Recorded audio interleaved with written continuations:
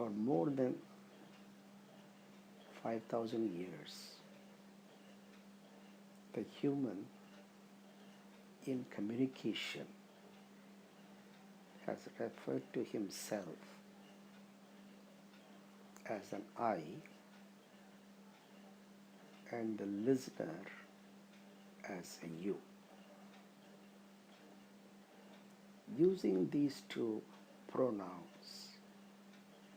has brought upon himself a sense that there is an I which is independent over and above the being of the person.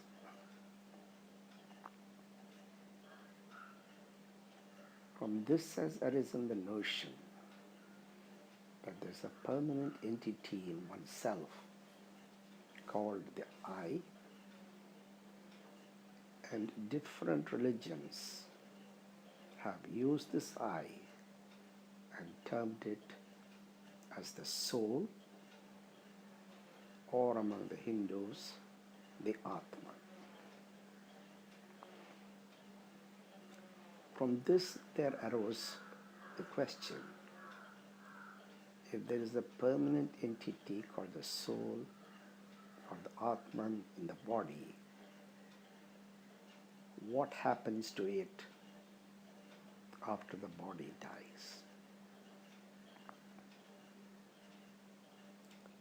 Speculation brought about that the soul must move into a different dimension other than the earth, and they called it heaven or hell, and said the soul will go to heaven if a person does the right action, and the soul will go to hell if it does wrong actions, which then implied there is a person noting down what a person does and judging what's right, what's wrong, and the balance, and sends him to the right location.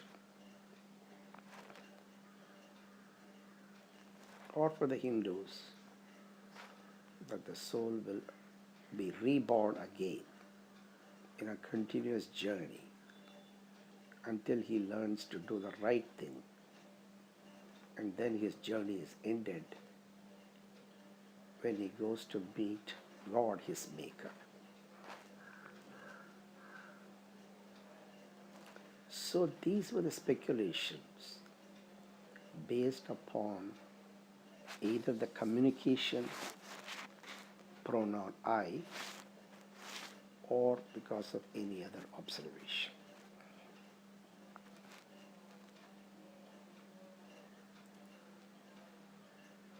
But consider it is possible not to use the pronoun I or you in communication.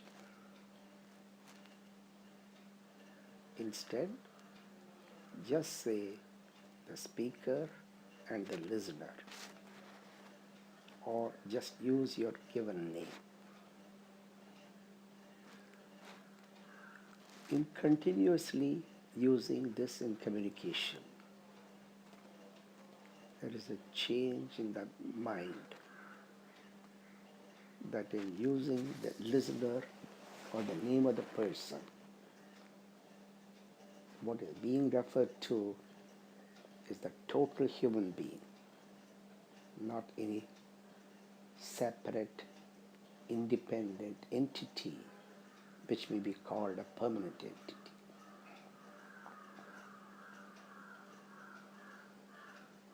So then it is easy to see that if the human being dies, there is no question of anything continuing.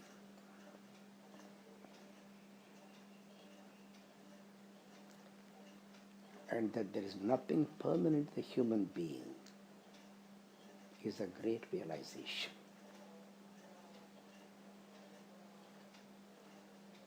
Many philosophers, many writers, many thinkers have said realize yourself, find out who you are, ask the question, who am I?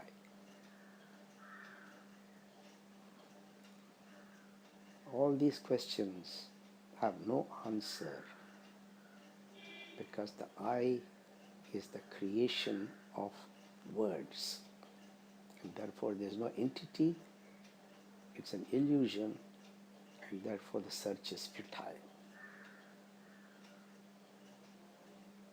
So in giving up the energy to search for this fictitious, illusory I made through faulty communication, the human has ended such a search and can see the being standing alone without any permanent entity in himself, or that there is any permanence in anybody whom he meets. And from this he can see that it is the species which created the human. The human does his work on the earth and moves the stage of evolution forward. If at all there is a permanence,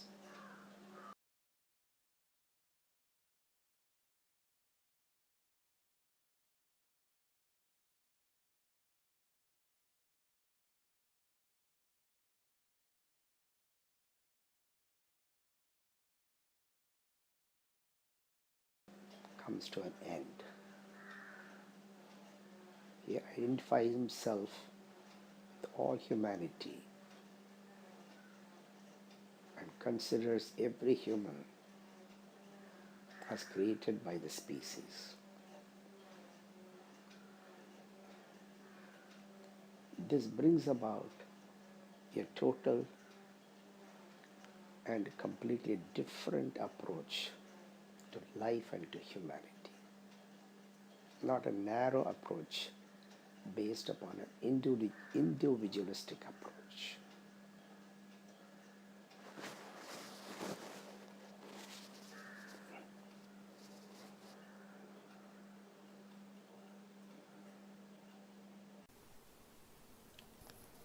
The speaker points out that the commonly used pronoun I was created and sense of I which is an illusion. But there is a sense of me and mine. Observation shows that the child from the age of 1 has that sense of mine, of possessiveness, grasping things and saying it's mine, holding on to its mother and saying it's my mother. Evolution has brought in the sense of me.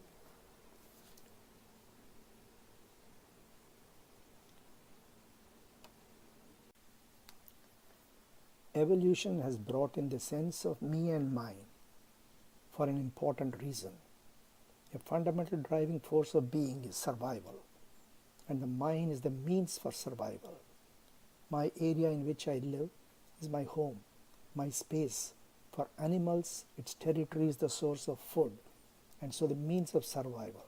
So it calls it as my territory and defends its territory. The human needs so many things for his survival, and all these things he calls as mine.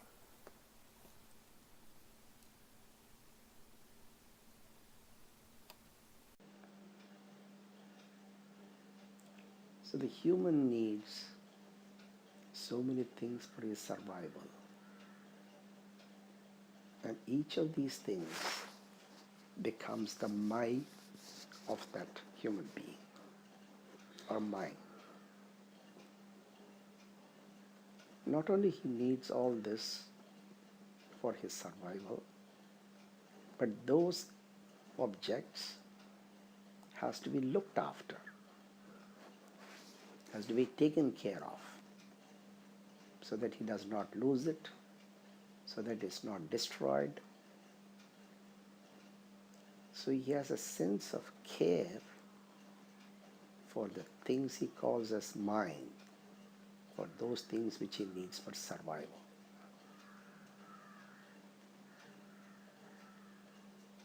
So one aspect of it is the protection of all the things he calls as mine, and the neglect and ignoring of the things he does not call as mine. And occasionally, by mistake or deliberately, he steps into the other people's area of mine, and there is a fight or a quarrel, and he retreats to that.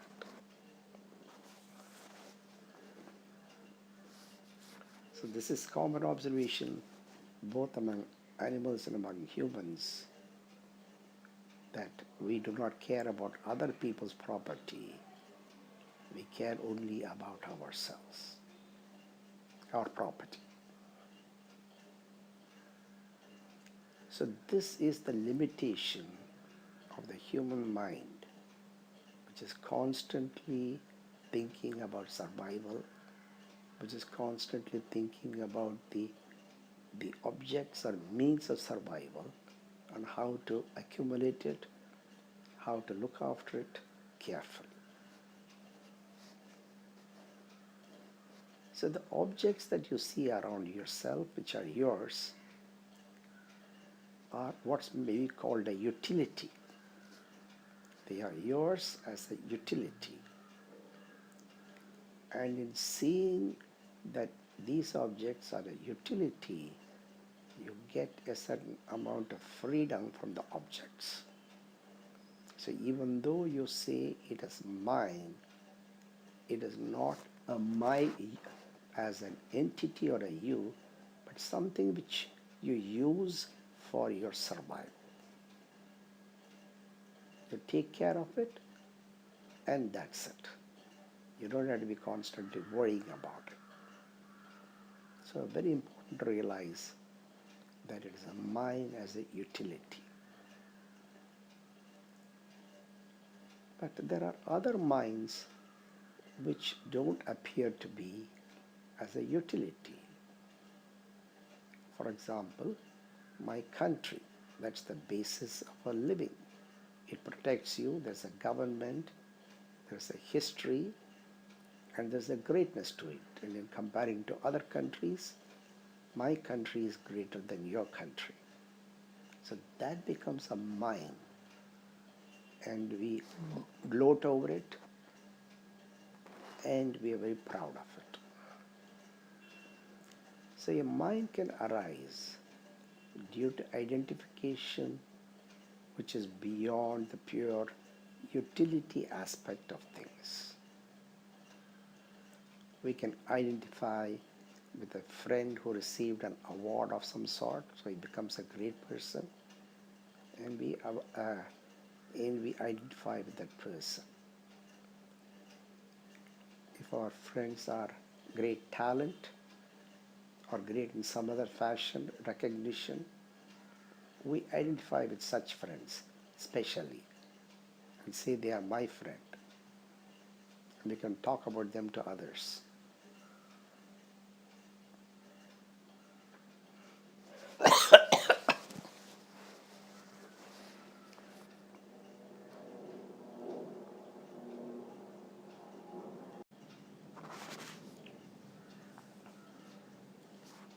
This mine is the cause of quarrels among people in the same area. They fight over the things that they have acquired in order to ensure that somebody does not steal it, somebody does not break it. And so they have to be constantly on the guard. And many mistakes arise, and properties of other people are broken by somebody, taken away by somebody.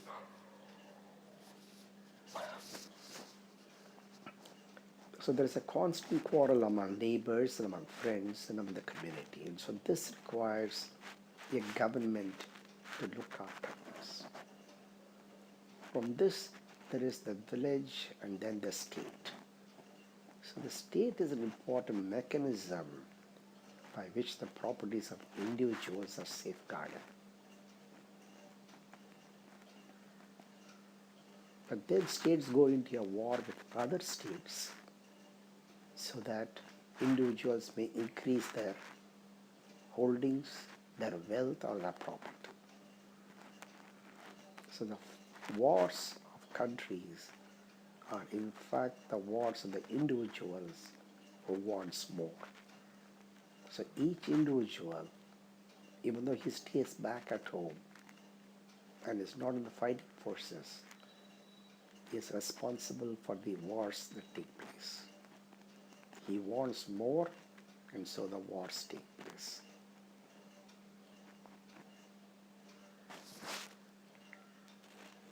Observing this, an individual say,